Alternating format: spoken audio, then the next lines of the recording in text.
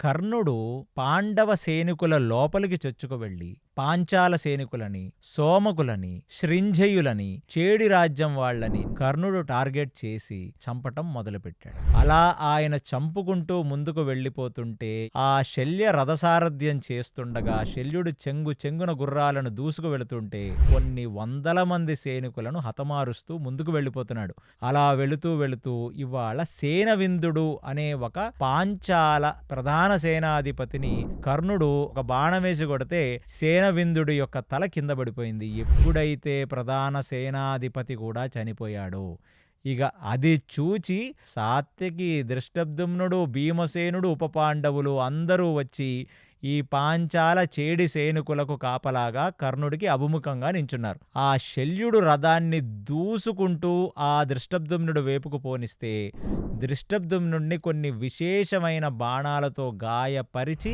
ఆ దృష్టద్యుమ్నుడిని ఆ రథంలోనే పడిపోయేటట్టుగా చేసేశాడు కర్ణుడు. ఇక ఫుల్ ఫాములోకి వచ్చాడు కర్ణుడు.